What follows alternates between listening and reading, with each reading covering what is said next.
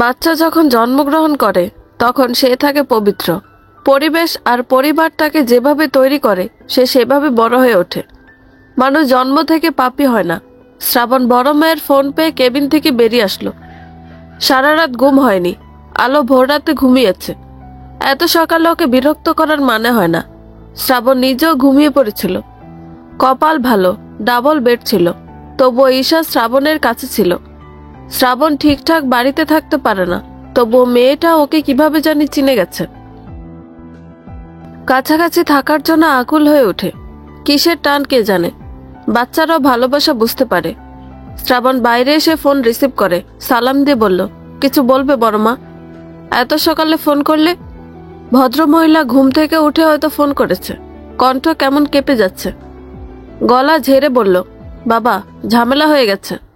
তোমার রাকা ভাবি ডিভোর্সের নোটিশ পাঠিয়েছে। রতনের নামে নারী নির্যাতন কেস করেছে। তুমি পারবে কিছু করতে? কথাগুলো শুনে শ্রাবণের কপালে ভাঁজ পড়ল। বিষয়টা বুঝতে অসুবিধা হলো না, তাই ভনিতা ছাড়া উত্তর করল, অপরাধ না করলে নিশ্চয়ই কিছু করতে পারতাম বড় মা। এই ঝামেলা আমাকে জড়িয়ে তোমার লাভের লাভ কিছু হবে না। আমি রতন ভাইয়ের বিপক্ষে সাক্ষী দিব। একজন মেয়েকে দিনের পর দিন অত্যাচার করে অর্ধেক মার্ডার করে ফেলেছ। সেখানে আমি কি করতে পারি? আমি তো চাই পৃথিবীর সব মেয়েরা নিজেদের অধিকারটা সঠিকভাবে বুঝে নিক। জানো তো বড় মা, অধিক ভালোবাসা সন্তানের ভালোর চাইতে খারাপটা বয়ে আনে। তুমি রতন, লিজা আর মিতুকে দায়িত্ব নিয়ে বড় করেছ।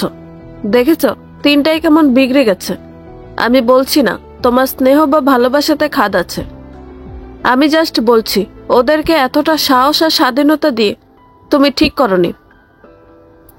ভাবি ওকে শাস্তি দিতে চাইছে, দিয়ে দিক। তুমি তো পারলে না ওকে সঠিক পথে আনতে, যদি অন্য কেউ পারে। ভদ্রমহিলার রাগ হচ্ছে। ওনার সন্তান নেই। দেবরের ছেলেমেয়েগুলোকে আদর যত্ন নিয়ে মানুষ করেছেন। এখন তাকে যদি বলা হয় অতিরিক্ত ভালোবাসা দিয়ে তাদের ক্ষতি করা হয়েছে, তাহলে কেমন লাগে? উনি গম্ভীর কণ্ঠে বললেন, তুমি কি বলতে চাইছো শ্রাবণ? তোমার বড় মা সন্তান পালনে অক্ষম।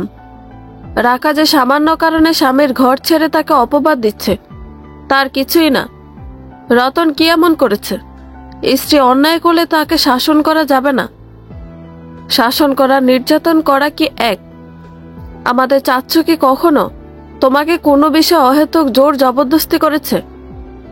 নাকি তোমার অনুমতি ছাড়া পরিবারের জন্য কিছু করেছে? তুমি যেটুকু বলো চাচ্চু অক্ষরে অক্ষরে পালন করে, বরং তোমাকে কখনো চোখের আড়াল করে না।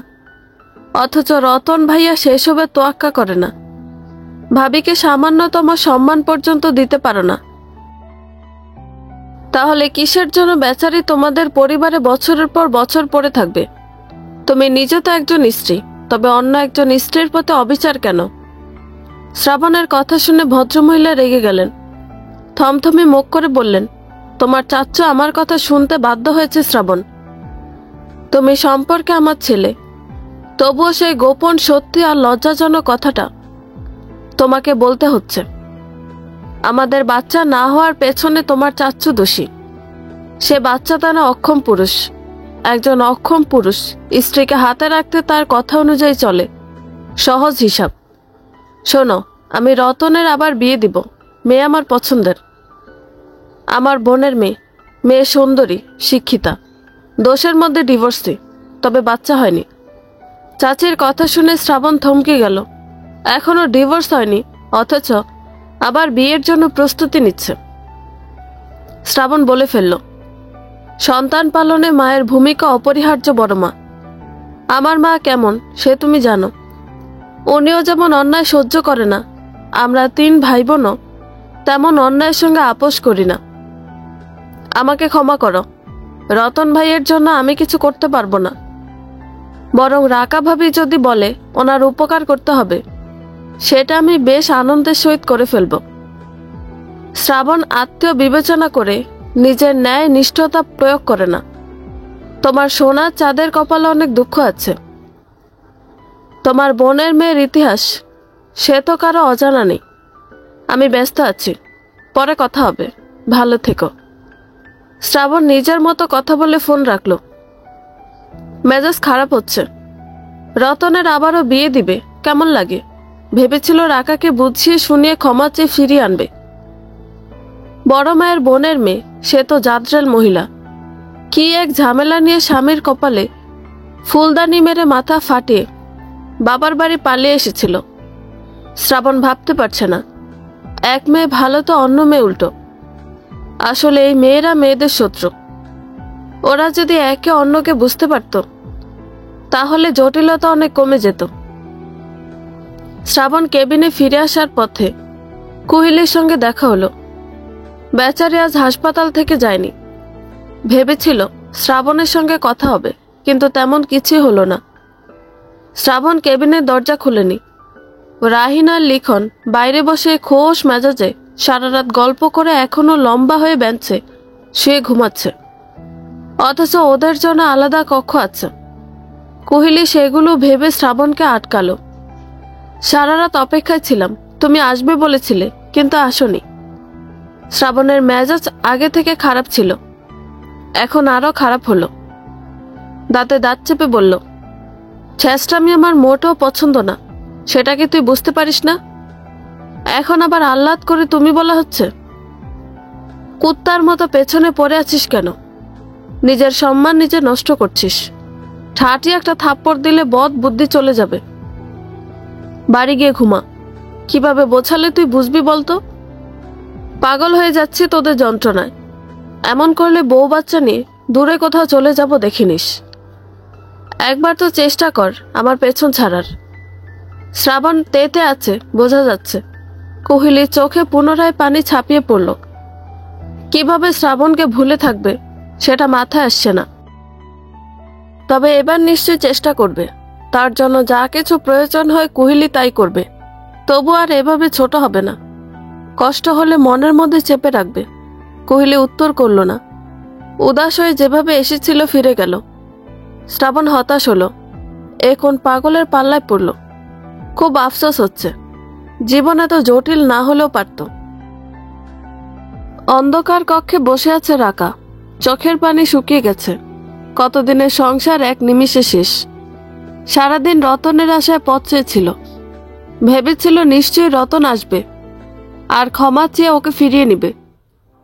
বাচ্চা দুটো বাড়িতে যেতে চাইছে, অথচ রতন আসলো না। কিভাবে বড় ভাইয়ের কাছে বলবে? ও নিজের সংসারে যেতে চাইছে। তাছাড়া রতন ভালো কথার মানুষ না। এবার ফিরে গেলে আস্ত রাখবে না। ভাইয়ের ওপরের রাগ ওর ওপরে ঝেড়ে তবে শান্ত হবে। মাঝে মাঝে রতনকে ওর স্বাভাবিক লাগে না। নেশা করে বলে তেমন রেকর্ড নেই, আবার পরনারীতে আসক্তিও নেই। সমস্যা একটাই, সে স্ত্রীকে মারাত্মক অবহেলা করে। ভাবে স্ত্রীরা হচ্ছে ঘরের শোপিস। নিজের বংশ গৌরবে আর বড় মায়ের অতিরিক্ত স্নেহে বিগড়ে যাওয়া অহংকারী পুরুষ। গায়ে অসুরের মতো শক্তি। যখন মারতে থাকে মনে হয় দানব। রাকা প্রচণ্ড ভয়ে থাকে। আলোর দেখা দেখে কিছুটা সাহস পেয়ে খানিকটা প্রতিবাদী হয়েছিল। হঠাৎ ঘরে লাইট জ্বলে উঠল। রাসেল ভেতরে প্রবেশ করে বোনের পাশে বসে পড়ল। রাকা উঠে বসল। মলিন মুখে বলল, কিছু বলবে ভাইয়া? রাসেল বোনের শুকনো মুখ দেখে দুঃখ পাচ্ছে। কিছু একটা ভেবে নিয়ে বলল, তুই কি রতনের ঘরে ফিরে যেতে চাইছিস?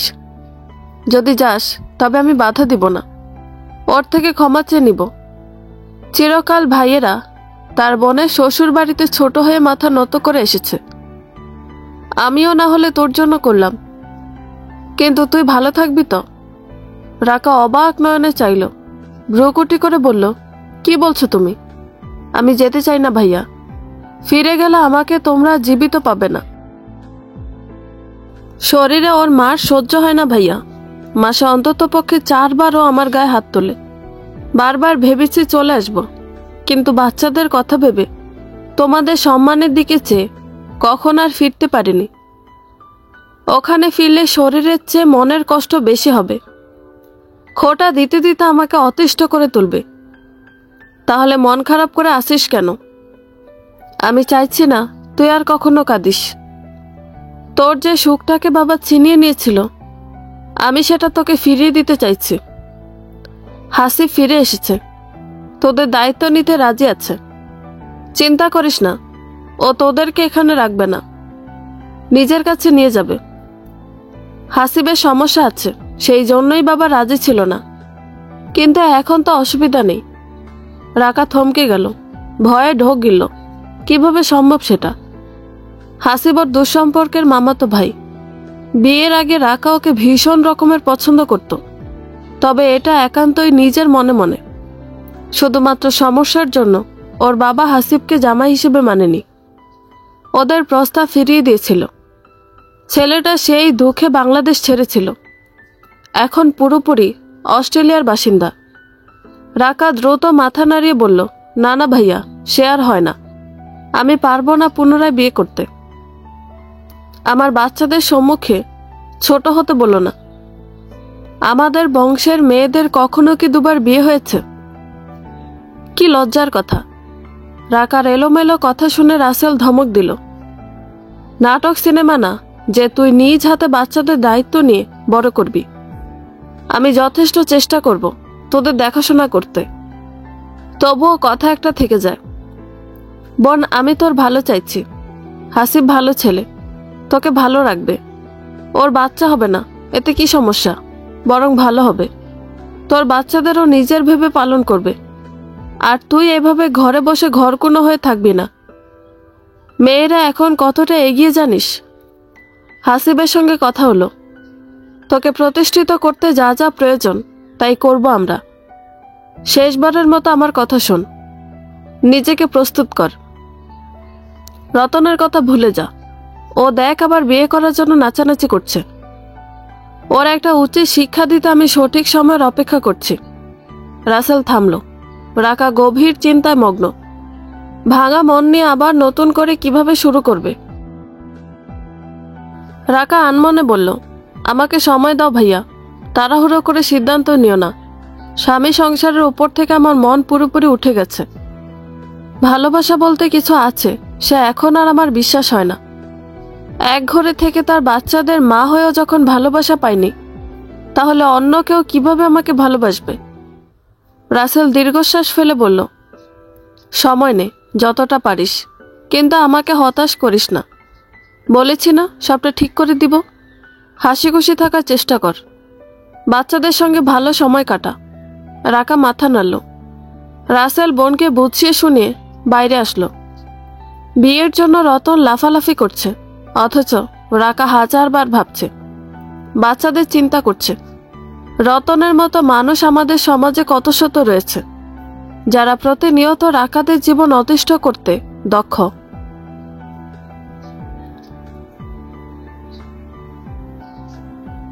ঈশার জ্বর কমে এসেছে, শরীর মোটামুটি সুস্থ। ঠান্ডা ছিল, সেটাও কমে গেছে। রাতে এখানে না আনলে কি যে হতো, আলো সেটাই ভাবছে। ঈশার জ্বর চেক করে উঠে বসল। মেয়েটা শ্রাবণের নিকট ছিল, হয়তো উঠে যাওয়ার সময় আলোর কাছে রেখে গেছে। লোকটা কেবিনে নেই। আলো ফ্রেশ হয়ে বাইরে আসলো। শ্রাবণ তখনই খাবার নিয়ে কেবিনে প্রবেশ করলো। গতকাল অতিরিক্ত কান্নাকাটি আর জেগে থাকার দরুন মেয়েটার চোখ মুখ ফুলে আছে। শ্রাবণ ওর পা হতে মাথা অবধি স্ক্যান করে নিল। দেখতে বেশ শুভ্র লাগছে। রাহিন আনারিপনা করে লাল কটকটে রঙের ড্রেস নিয়ে এসেছে। লাল রঙের পোশাকে আলোকে নেহাত মন্দ না, বরং সুন্দর লাগছে। শ্রাবণ ওকে দেখে নিয়ে বলল, ফিরতে হবে, তাড়াতাড়ি খেয়ে নাও। আলো মুখটা ভার করে বলল, বাড়িতে গিয়ে খাবো। আম্মা ফোন করেছিল না, বাড়িতে চলুন। শ্রাবণ বিরক্ত হলো।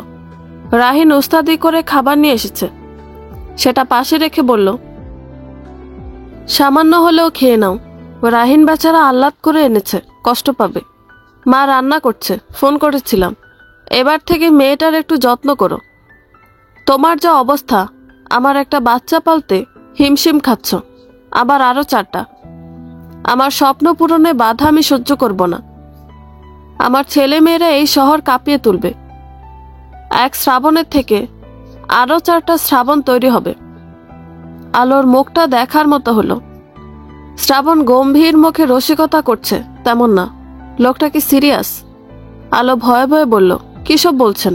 মাথা ঠিক আছে? আমার ওপরে আপনি অবিচার করবেন আমি মানব নাকি? যাই হোক, কেএফসিতে আমার বন্ধুদের নিমন্ত্রণ করেছিলেন, মনে আছে? শ্রাবণ ঈশার পাশে বসতে বসতে মাথা নাড়িয়ে বলল, মনে আছে, তবে দিনটা চেঞ্জ করেছি। ওদের জানিয়েছি আজ যাওয়া হচ্ছে না, আমার কাজ আছে।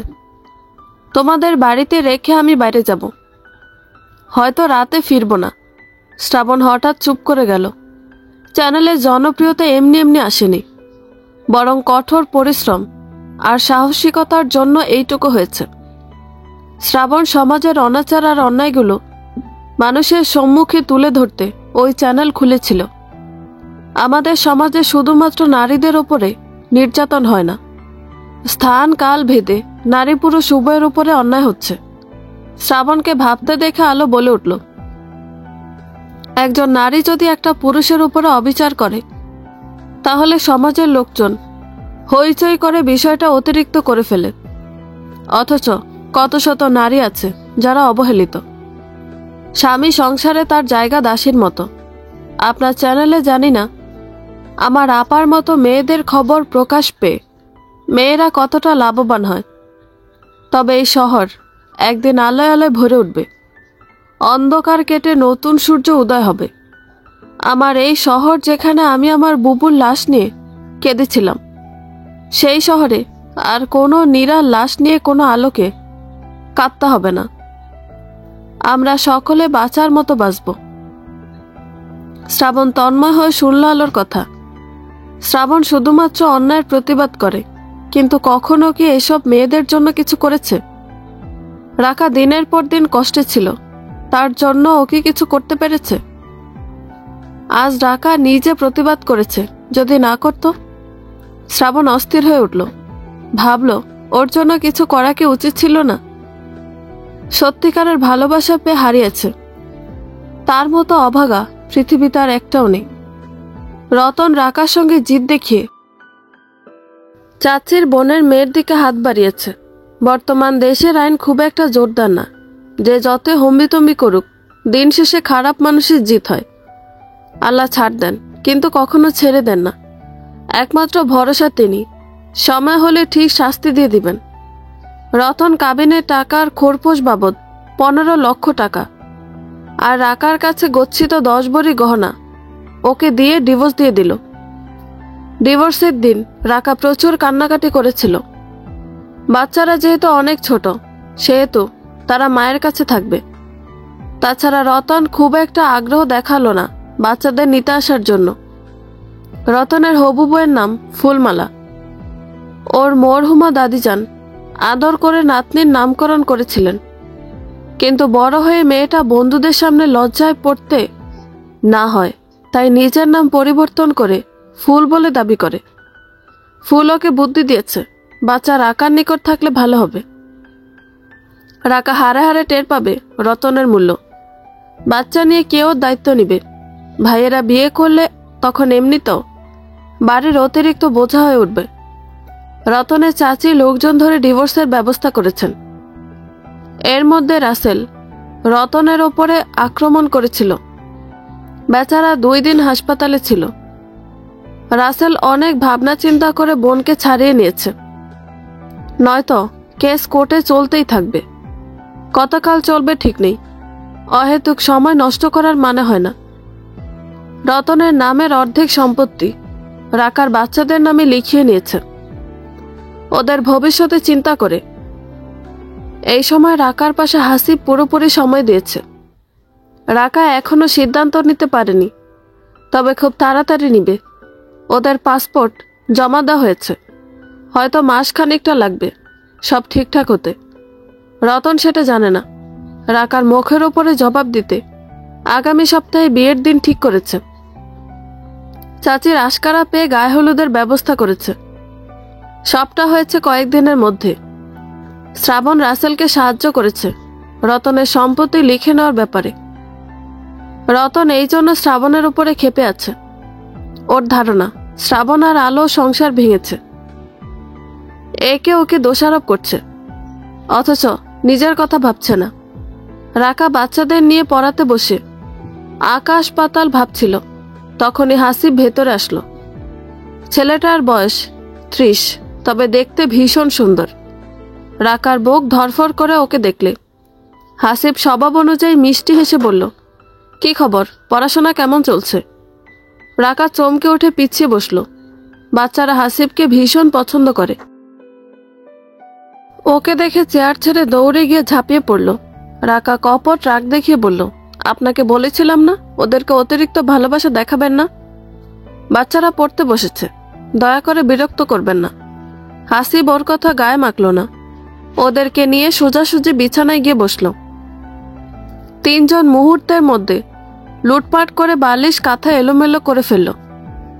হাসিব হাসি মুখে উত্তর দিল, তুমি গোমরা মুখে আছো, তেমন থাকো না।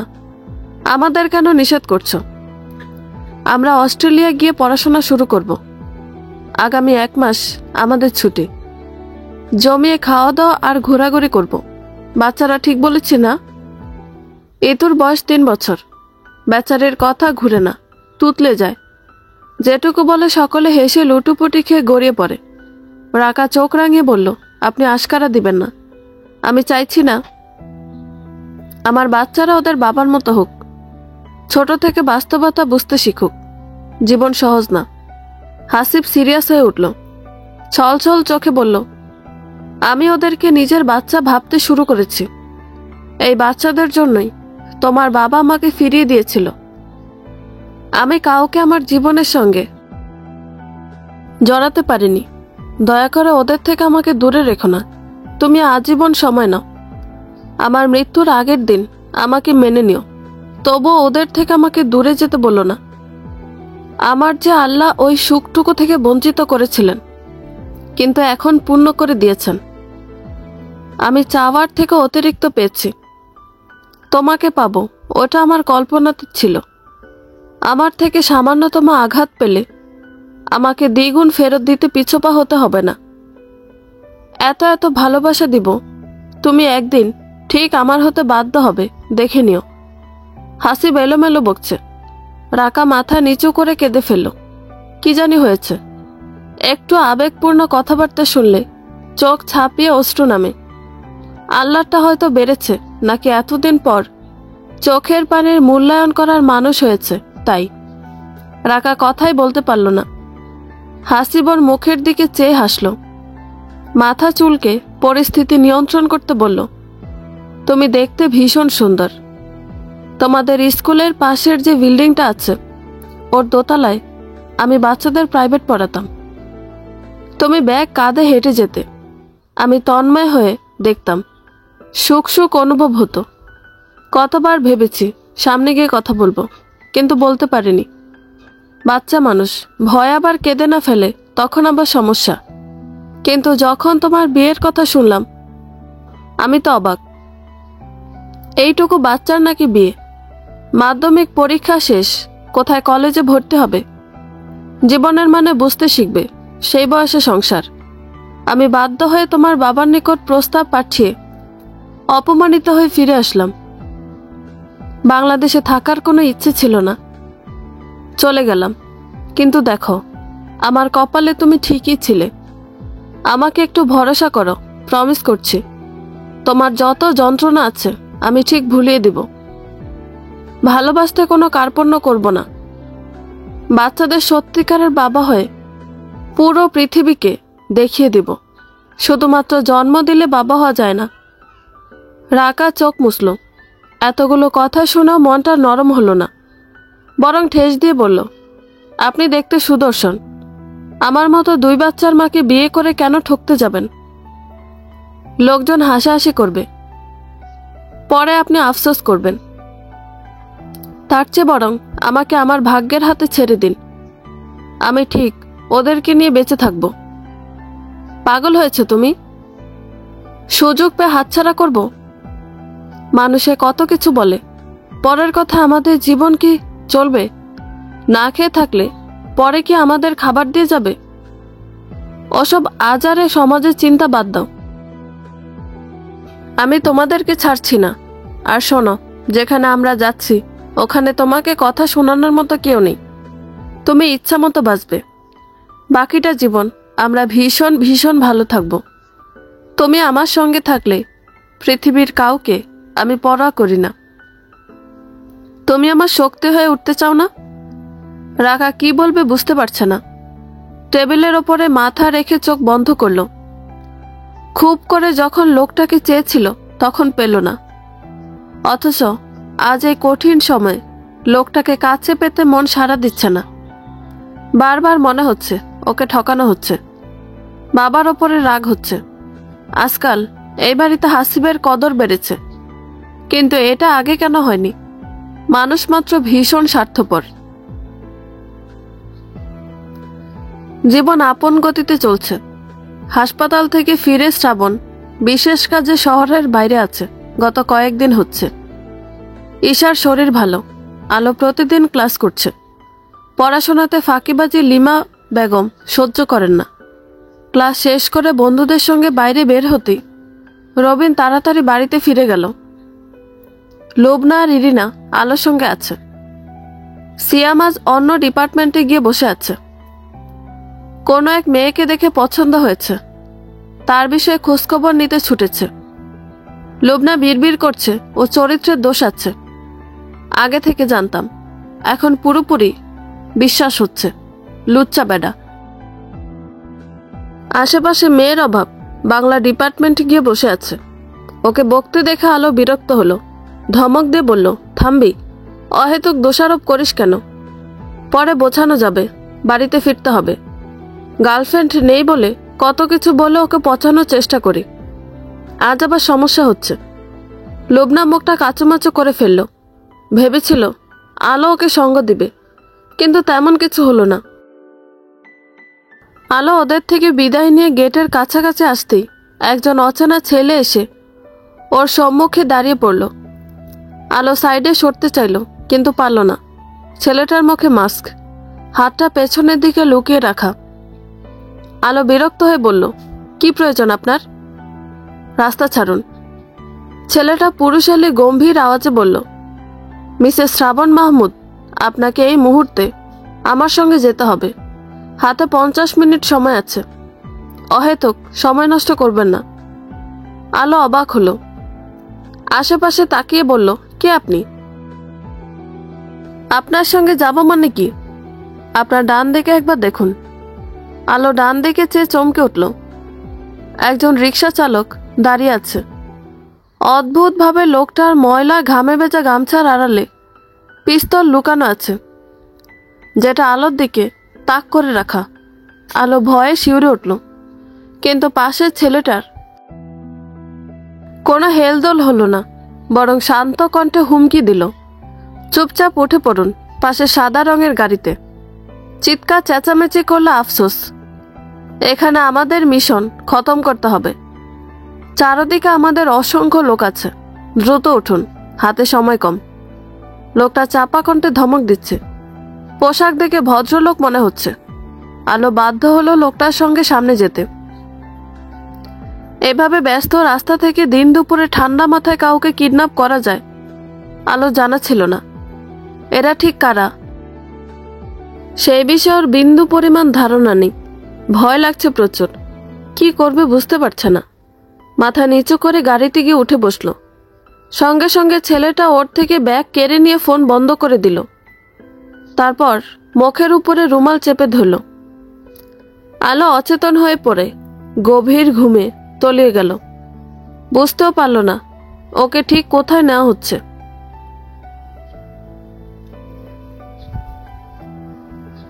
বাকি দিনের মতো সঠিক সময়ে বাড়িতে ফিরে এসেছে আলো। আসার পর থেকে মেয়েটা কেমন অদ্ভুত ব্যবহার করছে।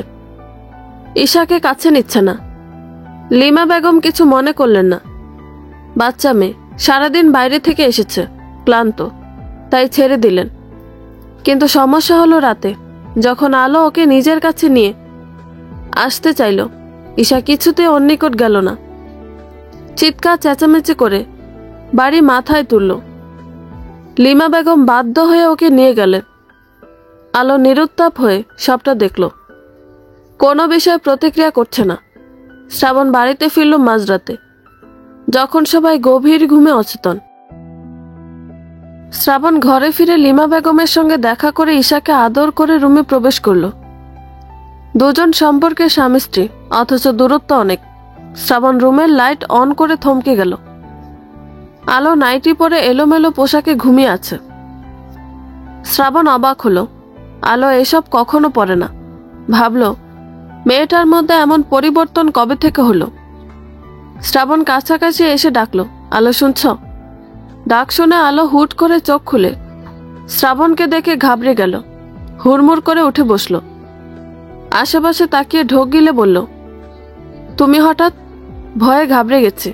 শ্রাবণ বিস্মিত হয়ে বলল, তুমি ঠিক আছো? একদম ঠিক আছি, কিন্তু কেন? তুমি কখন ফিরলে? ফ্রেশ হয়ে এসো। খেয়েছো কিছু? শ্রাবণ আর শুধু চমক পাচ্ছে। আলো ওকে তুমি করে বলছে, নিজ থেকে খোঁজখবর নিচ্ছে, যেটা আলো মোটেও করে না। শ্রাবণ চোখ বড় বড় করে বলল, তুমি কি কারোর সঙ্গে এক্সচেঞ্জ হয়ে গিয়েছ? কেমন সন্দেহ হচ্ছে। চমকে যাচ্ছি আমি। আমার হার্ট এমনিতে অনেক দুর্বল, ধকল নিতে পারবে না, তাই আগে থেকে বলো। শ্রাবণের রসিকতা শুনে আলো প্রাণহীন হাসল। মেয়েটার মুখখানা মলিন হয়ে আছে।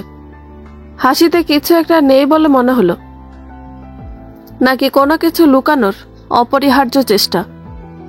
আলো হাসি থামিয়ে বলল, এক্সচেঞ্জ হলে বুঝি খারাপ হতো? অবশ্যই হতো। পৃথিবীতে আলো নামের হাজার মানুষ থাক, সমস্যা নেই। কিন্তু আমার বউ শুধুমাত্র একজন।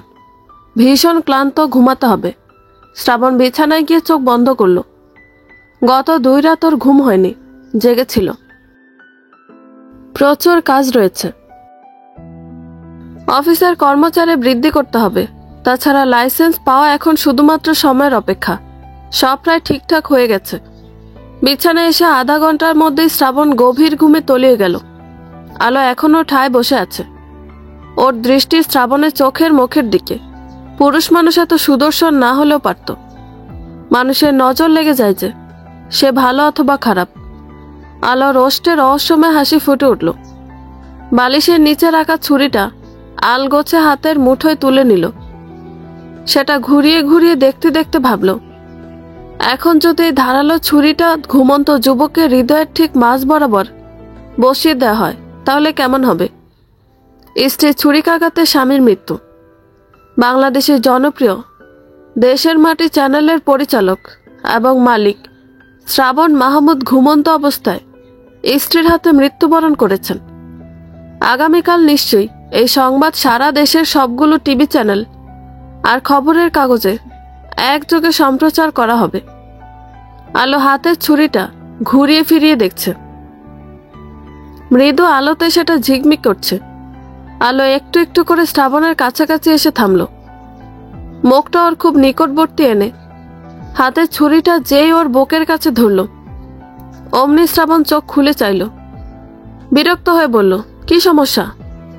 না ঘুমিয়ে ছুরি নিয়ে এভাবে ফাজলামি করছো কেন? চুপচাপ ঘুমাও। সারাদিন ঘুম হয়নি আমার। কতবার করে বললাম। আলো ভয়ে তাড়াতাড়ি করে ছুরিটা পেছনে লুকিয়ে ফেলল। মিনমিন করে বলল, কিসের ছুরি? আমার ঘুম আসছে না। তুমি এতক্ষণ ঘুমিয়েছিলে না, উঠলে কেন? ঘুমাও, আমি বসে আছি। আলো বেশ চঞ্চল হয়ে উঠল। শ্রাবণ উঠে বসল। শার্টের বোতাম লাগিয়ে বলল, কেন, আমি জেগে ওঠাতে তোমার কি কোনো অসুবিধা হলো? আজ হঠাৎ তুমি তুমি করে বলছো। আমার ঘুমন্ত অবস্থার সুযোগের কাছাকাছি আসছো। কি ব্যাপার বলো তো? অতিভক্তি চোরের লক্ষণ, জানো তো। শ্রাবণের প্রশ্ন শুনে আলো ভয়ে মুখটা কাচুমাচু করে ঢোক গিলল। দ্রুত গতিতে মাথা নাড়িয়ে বলল, কি যা তা বলছেন? আমি জাস্ট মজা করে তুমি করে বলেছি। আজ বন্ধুরা বলেছিল আপনাকে তুমি করে বলতে। আমি শুধু ওই জন্যই বলেছি, ডেয়ার ছিল, তাছাড়া কিছু না। অযথা আমাকে সন্দেহ করছেন। শ্রাবণ পাশের ফোনটা হাতের মুঠোয় পুরে নিয়ে কিছু একটা চেক করে বলল, যেতে হবে আমাকে, তুমি ঘুমিয়ে যাও। শ্রাবণ অযথা তোমাকে সন্দেহ কেন করবে? চিন্তা করো না, আমি সকালে ফিরব। রাহিনকে একটা বিষয়ে বলতে ভুলে গেছি। আলো বিস্ময়কর দৃষ্টিতে চেয়ে রইল। কপালে চামড়াতে ভাঁজ পড়ল। চাপা কণ্ঠে বলল, এত রাতে? শ্রাবণ বলার অপেক্ষা করলো না, তাড়াতাড়ি কক্ষ ত্যাগ করলো। আলো চরম অবাক। একজন মানুষ হুট করে ঘুম থেকে উঠে এভাবে চলে যেতে পারে নাকি? এটা কাকতালীয় নাকি শ্রাবণ ইচ্ছে করে এমন করলো? সন্দেহ করার উপায়ন্তর নেই। আলো হতাশ হয়ে বিছানায় শুয়ে পড়ল। রাহিন চেয়ারে ঝিমিয়ে ঝিমিয়ে পড়ে যাচ্ছে। শ্রাবণ ফ্লোর জুড়ে অস্থির চিত্তে হাঁটাহাঁটি করছে। হুট করে হাতের ফোনটা পকেটে রেখে ধমক দিল, তোকে ঘুমানোর জন্য ডেকেছি শালা, আমার বউ বদল হয়ে গেছে আর তুই ঝিমিয়ে যাচ্ছিস। তাড়াতাড়ি চল। কলেজের সামনের দোকানে সিসি ক্যামেরা আছে না? চেক করতে হবে। রাহিন চোখ মুছে উঠে বসল।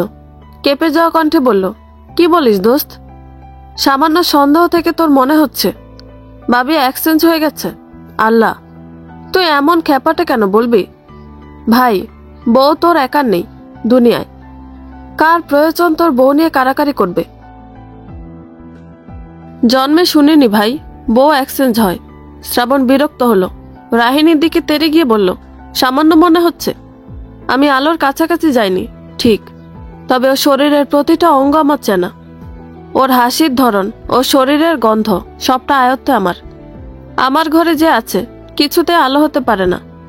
কণ্ঠ যতই আলোর মতো করার চেষ্টা করুক, পারছে না। কিডন্যাপার জানে না ঠিক আলোর সঙ্গে আমার সম্পর্ক কেমন, তাই আপনি আর তুমি গুলিয়ে ফেলেছ। রাহিন আমাকে আলো পর্যন্ত পৌঁছানোর জন্য যা কিছু করতে হয় করব। রাহিন এবার সিরিয়াস হলো, মাথা নাড়িয়ে বলল, ঘরে যে আছে ও যদি কিছু বুঝতে পারে? এখন গভীর রাত, এই সময় দোকান বন্ধ থাকে। সকালের জন্য অপেক্ষা করতে হবে। তাছাড়া কণ্ঠ পরিবর্তন হতে ঠান্ডাজনিত সমস্যা হতে পারে। মনে হয় বন্ধুদের সঙ্গেও আইসক্রিম খেয়েছে। শোন, অযথা সন্দেহ করা হচ্ছে। আজ যখন কক্ষে প্রবেশ করি, ওই মেয়েটাকে আমি এলোমেলো পোশাকে পেয়েছি। নাইটি পরে ঘুমিয়েছে, যেখানে আলো আমার সম্মুখে আজ অব্দি ওড়না ছাড়া আসেনি। রাতে ঘুমানোর সময় আলোর মাথায় ওড়না থাকে। আমি রুমে ঢুকে থতমত খেয়ে গেছি। ঘুম কবে পালিয়ে গিয়েছিল, জাস্ট দেখতে চাইছিলাম ও কি করে। তারপর দেখি বালিশের নিচ থেকে ছুরি বের করেছে। দেখার জন্য আর একটু অপেক্ষা করলে আগামীকাল আমার খবর বাংলাদেশের প্রতিটা চ্যানেলে প্রকাশ হতো। এদিকে আমার খুনের দায়ভার আলোর উপরে চাপিয়ে এই মেয়ে ঠিক পালিয়ে যেত। পুলিশ ইনভেস্টিগেশনে আলোর নাম উঠে আসতো। এক ঢিলে দুই পাখি মারা, বুঝতে পারছিস তো? শোন, যে আলোকে কিডন্যাপ করেছে ওরা আলোর ক্ষতি করতে পারেনি। আমাদের খুব তাড়াতাড়ি ওর নিকটে পৌঁছানো প্রয়োজন। রাহিন, প্রশ্ন করবি না, যেটুকু বলেছি কর, আর জাস্ট আমাকে ফলো কর। শ্রাবণ কথা বলতে বলতে নিচে নেমে আসলো। পরপর বিষয়গুলো মাথার মধ্যে সাজানো হয়ে গেছে। অপরাধী খুব সুন্দর পরিকল্পনা করে এগিয়েছে। ওকে হত্যা করে অনায়াসে আলোকে ফাঁসানোর কৌশল। শ্রাবণ গাড়িতে গিয়ে উঠল। রাহিন কলেজের সামনে সিসি ক্যামেরা হ্যাক করার জন্য অমিকে টেক্সট করলো। অমি এগুলোতে বেশ পারদর্শী। অমি অফিসে বসে নিজের মতো কাজ করছে। ওদের গাড়ি এসে কলেজের সম্মুখে থামল। নির্জন রাস্তার পাশে ল্যাম্পপোস্টের আলো জ্বলছে। ফজরের সময় হতে বেশিক্ষণ দেরি নেই। শ্রাবণ গেটের সম্মুখ থেকে প্রতিটা কদম রাস্তা ভালো করে দেখছে। রাহিন বিরক্ত হলো। এভাবে কি আলো দেখা মিলবে? শ্রাবণ হুট করে একটা চকচকে বস্তু নিজের হাতের মুঠোয় তুলে নিল। মাইক্রো ক্যামেরার খোলসযুক্ত অংশ। শ্রাবণ ঘুরিয়ে ফিরিয়ে দেখে নিল। চোখ বন্ধ করে বলল, আলোর কাছে ক্যামেরা আছে, কিন্তু ওকে কোথায় নিয়েছে সেটা কিভাবে জানব? রাহিন মাথা খারাপ হচ্ছে। কুত্তাদের ধরতে পারলে জন্মের মতো কিডন্যাপের স্বাদ মিটিয়ে দিব, শুধুমাত্র একবার পেয়ে যাই। শ্রাবণ মুখে শক্ত হচ্ছে, কিন্তু মন বেশ দুর্বল। মেয়েটা অচেনা লোকদের নিকট আছে।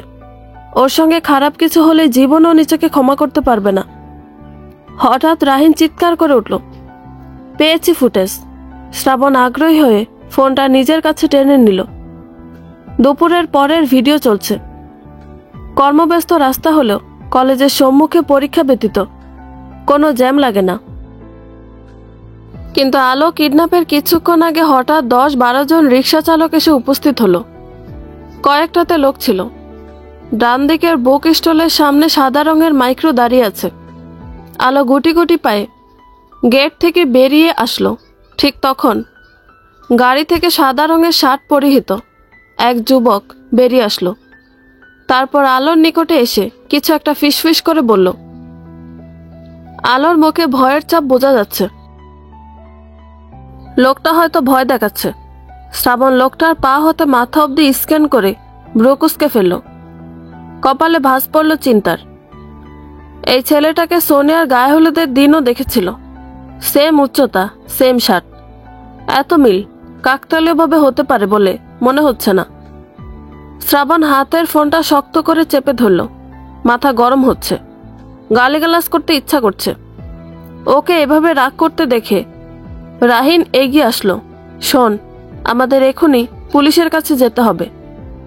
বুঝতে পারছি না ভাই, তুই কিভাবে এটা বুঝতে পারলি? আমি হলো অসমাপ্ত কাজটা সমাপ্ত পর্যন্ত করে ফেলতাম। ফলাফল হিসেবে এতক্ষণ মর্গে থাকতাম। ভাগ্য ভালো বিয়ে করিনি, তাই বউ এক্সচেঞ্জ হয় না। কঠিন সময় এমন রসিকতা শুনে শ্রাবণ মহাবিরক্ত। ধমক দিল, তুই জীবনও ভালো হবি না, তাই না? অমিকে বল আইটি স্টোরের সিসি ক্যামেরা হ্যাক করতে। গাড়িটা ঠিক রাস্তার ওপাশে ছিল। গাড়ির নাম্বার জানতে হবে। দ্রুত চল। শ্রাবণ আবারও গাড়ির দিকে ছুটল। এখনো অনেক কাজ বাকি। একবার নাম্বারটা পেলে গাড়ির মালিক খুঁজে পাওয়া হাতের ময়লা। কিন্তু কিডন্যাপার কি বুদ্ধিহীনভাবে গাড়িতে কোনো নাম্বার বা সংখ্যা রেখেছে? নির্জন গ্যারেজ। কয়েকটা নষ্ট ভাঙাচোরা গাড়ি পড়ে আছে কক্ষে। তার একপাশে চেয়ারের সঙ্গে বাঁধা অবস্থায় পড়ে আছে আলো। পুরোপুরি জ্ঞান না থাকলেও অচেতন না। কিছুক্ষণ আগে সজাগ হয়ে মাথা পুরোপুরি আউলে গেছে। ক্রমাগত সারাদিনের ঘটনা একে একে মস্তিষ্কে আঘাত করল। আলো চোখ খুলে আবারও বন্ধ করে নিল। শরীরে এক ফোঁটা বল নেই, নিজেকে হালকা লাগছে। আলো পুনরায় মাথা উঁচু করল। পাশের কক্ষ হতে গুনগুন করে কেউ সুর তুলে কাঁদছে। একজন নাকি দুইজন? না না, দুজন না, অনেক লোক আছে। ওরা কাঁদছে, কিন্তু কেন? ভাবতে ভাবতে তীব্র আলোক রশ্মি এসে ওর চোখে লাগলো। আলো চোখ বন্ধ করে ফেলল। ক্যাস ক্যাস আওয়াজে দরজা খুলে গেল। সঙ্গে এক পা দুপা করে একটা সাদা জুতো ওর সামনে এসে দাঁড়ালো। আলো জুতা থেকে নজর ঘুরিয়ে লোকটার মুখের দিকে চেয়ে চমকে উঠল। এই লোকটাকেও দেখেছিল। আষাঢ় মাসের শেষ। গত সপ্তাহ থেকে সারা দেশে নিম্নচাপ শুরু হয়েছে।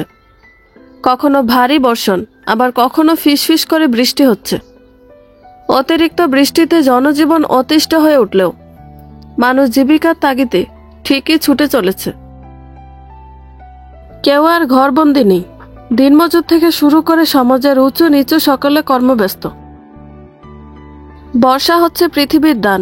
তাকে আটকানোর সাধ্য কারো না থাকলেও বিকল্প ব্যবস্থা মানুষ ঠিক খুঁজে নিয়েছে। আলো উচ্চ মাধ্যমিক পরীক্ষার্থী। স্থানীয় বাজারের পাশের একটা বিল্ডিং ওদের কোচিং করানোর জন্য কয়েকজন শিক্ষক মিলে ভাড়া নিয়েছে। কিছুটা দূরে ওদের কলেজ।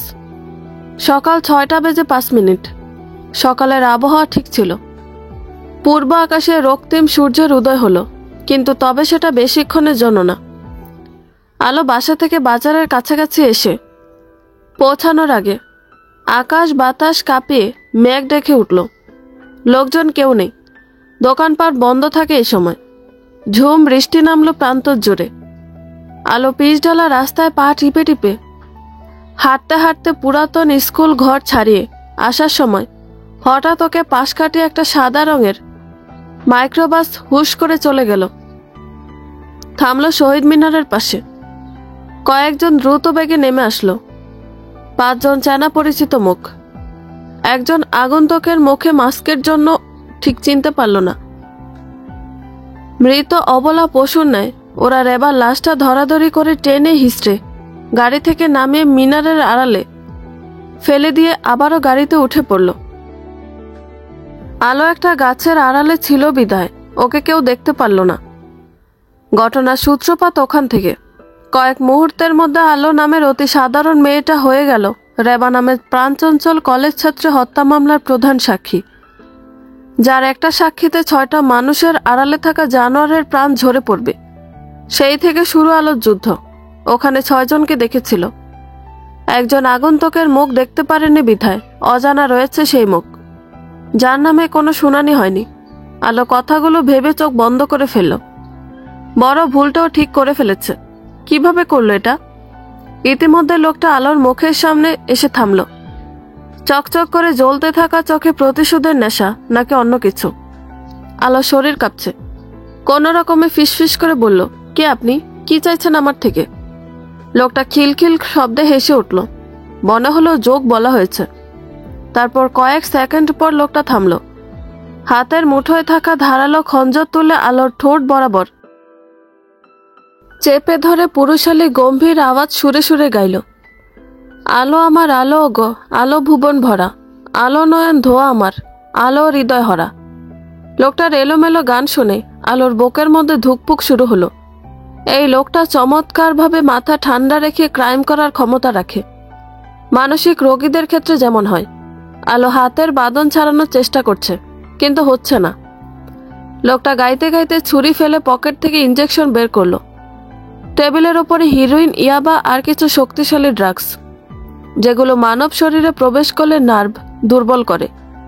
নেশা হয়, সঙ্গে মানসিক চেতনা হারিয়ে সে অন্য জগতে বিচরণ করে। হুট করে অতিরিক্ত ড্রাগস গ্রহণে মানুষের মৃত্যু পর্যন্ত হয়। আলো ভয়ে ঢোক গেল। খুব করে চাইল এটাও শরীরে প্রবেশের পূর্বে যেন শ্রাবণকে খুঁজে বের করে, কিন্তু তেমন কিছু হলো না। বরং হাতের কবজি টেনে লোকটাও ধমনীতে বিষাক্ত ইঞ্জেকশন প্রয়োগ করে সরে আসলো। জ্ঞান হারানোর পূর্বে আলোর কর্ণগোচর হলো, আলো আমার আলো গো, আলো ভুবন ভরা, আলো নয়ন ধোয়া আমার, আলো হৃদয় হরা।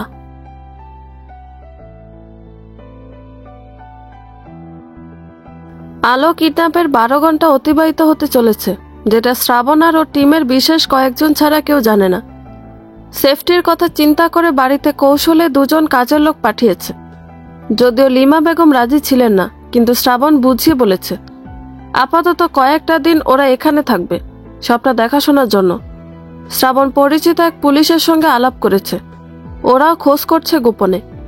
আলো কিডন্যাপ হয়েছে বিষয়টা পাবলিক হলে মেয়েটাকে জীবিত পাওয়া মুশকিল হয়ে উঠবে। শ্রাবণ গাড়ি রাখা আইটি স্টোরের ভিডিও পেয়েছে সকাল 6টার সময়, কিন্তু বিশেষ লাভ হয়নি। গাড়িতে কোনো নাম্বার ছিল না। মুক্তির দাবিতে কোনো ফোন আসবে না এটাও জানা। বাড়িতে সিসি ক্যামেরা আছে, তবে নিজের বেডরুমে নেই। থাকলে ছদ্মবেশী মেয়েটার উপরে নজর রাখা যেত। কথাটা ভেবে শ্রাবণ টেবিল চাপড়ে হুঙ্কার ছাড়ল, আমি কোনো অপেক্ষা করতে পারবো না, বরং ছদ্মবেশী মেয়েটাকে তুলে আনি। ওকে ইচ্ছামতো পিটালে সব উদ্ধার হবে। রাহিন আলোর কাছে রাখা ক্যামেরা সম্পর্কে ঘাটাঘাটি করছে। ওটাই একমাত্র মাধ্যম আলোর কাছে পৌঁছানোর জন্য। রাহিন ল্যাপটপ থেকে মাথা তুলে বলল, শোন, তাড়াহুড়ো করার প্রয়োজন নেই। আজ ভাবির কলেজ আছে, নিশ্চয়ই ওই মেয়েটা আজ কলেজে যাবে। বাড়িতে শিরিন আছে না, ওকে বল চুপি চুপি ওই মেয়ের ব্যাগে স্পিকার লাগিয়ে দিতে। তুই বাড়িতে যা, একদম নর্মাল ব্যবহার করবি। মনে হচ্ছে সুযোগ পেতে ও রাতের জন্য অপেক্ষা করছে। দিনে কিছু করবে না। ওর ব্যাগে শুধু ছুরি না, বরং অন্য অস্ত্র থাকতে পারে। শ্রাবণ উঠে দাঁড়ালো। রাহিন কথাগুলো মিথ্যা বলছে না। আলোর নিকটে ছদ্মবেশী আলো ওকে পৌঁছে দিবে। কিডন্যাপার যেমন ঠান্ডা মাথায় কিডন্যাপ করেছে, ওকেও তেমন মাথা ঠান্ডা রেখে এগুতে হবে। জাস্ট একবার ওকে হাতে পেলে হয়। শ্রাবণ ওকে চিবিয়ে খাবে। পুলিশে দেবার আগে ইচ্ছামতো ধুলাই চলবে। শ্রাবণ প্রয়োজনীয় জিনিসপত্র নিয়ে বাড়ির দিকে ছুটল। বাড়িতে পৌঁছাতে ওর কয়েক মিনিট লাগলো। ঈশা শিরিনের কোলে ছিল। শ্রাবণ গিয়ে ওকে নিজের কাছে নিয়ে নিল। ফিস করে বলল, মেয়েটাকে নাস্তা করতে পাঠিয়ে ওর ব্যাগের সঙ্গে স্পিকার সেট করে দিবা। কক্ষে প্রবেশের সময় সামান্যতম শব্দ যেন উচ্চারণ না হয়, বুঝলে? শিরিন মাথা নাড়িয়ে উঠে গেল। লিমা বেগম সকালের নাস্তা তৈরি করে টেবিলে দিতে দিতে বললেন, শ্রাবণ, আলোর কি শরীর খারাপ? মেয়েটা গতকাল কেমন চুপচাপ ছিল, আজ এখনো নিচে আসেনি। চিন্তা হচ্ছে খুব। শ্রাবণ তাচ্ছিল্যপূর্ণ হেসে ঈশার গালে চুমু দিয়ে উত্তর দিল, শেষ বিশ্রামটা করতে দাও মা, অযথা ওকে নিয়ে চিন্তা করে নিজের শরীর খারাপ করো না, ও ঠিক আছে। শ্রাবণ ঈশাকে নিয়ে চেয়ারে বসে পড়ল। পাশ থেকে সুফিয়া এসে ঈশাকে নিতে চাইল, শ্রাবণ দিল না। মেয়েটা শ্রাবণের সামনের চুলগুলো মুঠোয় পুরে মুখে দেবার অপচেষ্টা করছে। শ্রাবণ বেশ মজা পাচ্ছে। মন অশান্ত, কিন্তু এখন শান্ত থাকতে হলে এটাই একমাত্র পন্থা। আলো কিছুক্ষণের মধ্যে নেমে আসলো। মেয়েটা একদম আলোর মতো দেখতে, তবে হাঁটা চলার ধরনের বেশ ফারাক আছে। এই মেয়েটা আলোর থেকেও মোটা, ডান হাতের কবজিতে তারকা চিহ্ন আঁকা। শ্রাবণ ভালো করে পর্যবেক্ষণ করে হাসি মুখে বলল, কলেজে যাবে না? ভাবছি তোমাকে গেটে নামিয়ে দিয়ে আমি অফিসে যাব। তোমার ক্লাস কয়টায়? শ্রাবণের কথার বিনিময়ে আলো জোরপূর্বক হাসল। চেয়ার টেনে বসতে বসতে উত্তর দিল, 10টার সময়। আপনি না গেলেও চলবে, আমি একা যেতে পারবো। আসলে রাস্তায় লুবনার আসার কথা আছে। আমার হালকা ঠান্ডা লেগে গলাটা কেমন বসে আছে। শেষের কথাটা হয়তো শ্রাবণের বিশ্বাস জেতার জন্যই বলা হলো।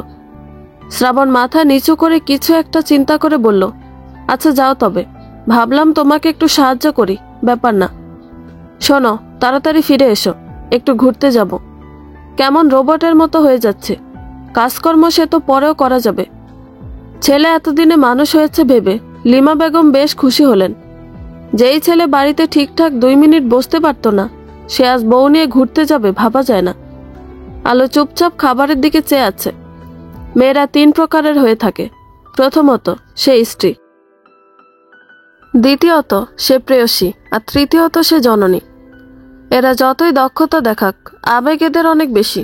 শ্রাবণের মতো সুদর্শন একরোকা পুরুষের হৃদয়ে খঞ্জর চালাতে ওর প্রেয়সীর হৃদয় বারবার হাহাকার করে উঠেছিল। হাত চলছিল না। হৃদয়ে দুঃখপুকানে অনবরত ওকে বলছিল, একে খুন করে না, বরং নিজের আয়ত্তে নিয়ে আজীবনের জন্য দেশান্তরী হতে। কিন্তু পরক্ষণে নিজের পরিচয়ের ভিন্ন আত্মা ওকে বুঝিয়ে, সংসার তোর জন্য নয় বালিকা, তুই পানিতে ভাসমান সামান্য ডিঙ্গি নৌকা। বিশাল পালতোলা জাহাজের মৃদু ধাক্কায় সমুদ্রের অতল গহীনে হারিয়ে যাবে। এমন একটা পরিবারের আশা প্রতিটা মেয়ের জন্য স্বপ্ন। আলোর মতো ভাগ্য নিয়ে কয়জন জন্মাতে পারে? কথাগুলো ভেবে মেয়েটা মিনমিন করে বলল, কোথায় যেতে চাইছেন?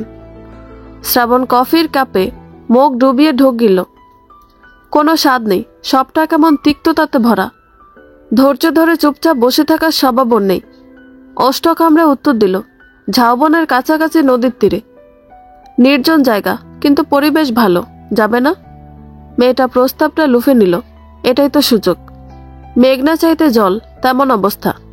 ছদ্মবেশী মেয়েটা খুশি হলো, তবে সেটা মুখে প্রকাশ করল না। মাথা নেড়ে রাজি হলো। খাওয়া শেষ করে ব্যাগ নিয়ে বিদায় হলো। শ্রাবণ বের হলো 2 মিনিট পরে। রাস্তায় লোকজন আছে, সবসময় মেয়েটার ওপরে নজর রাখতে হবে। গ্রামের বাড়িতে রতনের বিয়ের বিশাল আয়োজন করা হয়েছে। রাকার অস্তিত্ব এ বাড়ি থেকে আজকের পর থেকে চিরতরে মুছে গেল। বিয়ের খবরটা রাকার কান অবধি পৌঁছাতে সময় লাগলো না। মেয়েটা কান্নাকাটি করে একাকার অবস্থা। রতনের সঙ্গে দীর্ঘদিনের সংসার, সবটা একটু একটু করে মনে পড়ছে। অথচ রতন উল্লাসপূর্ণ চিত্তে বউ নিয়ে বাড়িতে ফিরেছে। ফুলমালাকে দেখতে পরীর মতো সুন্দর লাগছে। পার্লারের মেয়েদের 4 ঘন্টার পরিশ্রমের ফলে মেয়েটা পুরো দস্তুর পরী বনে গেছে। লোকজন দল ধরে বউ দেখতে এসে প্রশংসা করছে। সেটা শুনে রতন আহ্লাদে আটখানা। মিতু সবাইকে ডেকে ডেকে বউ দেখাচ্ছে। শ্রাবণদের পরিবারের কেউ আসেনি। মিতু ভেবেছিল শ্রাবণ আসবে। আশায় আশায় পথ চেয়েছিল। মিতুর বাবা ওকে নেয়নি। রেড পড়েছে ওদের বাড়িতে। শহরের বেশ কয়েকটা জমি, মার্কেট আর ব্যাংকের কয়েক কোটি টাকা জব্দ হয়েছে। অবস্থা শোচনীয়।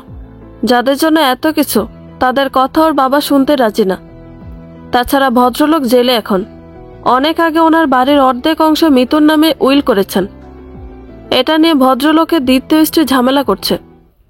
মিতুর স্বামী শোয়েব ডিভোর্স পেপারের সঙ্গে 10 লক্ষ টাকা পাঠিয়েছিল। মামার বাড়ির সম্পত্তি ওর নেহায়েত কম পাবে না। ওর চলে যাবে দিন।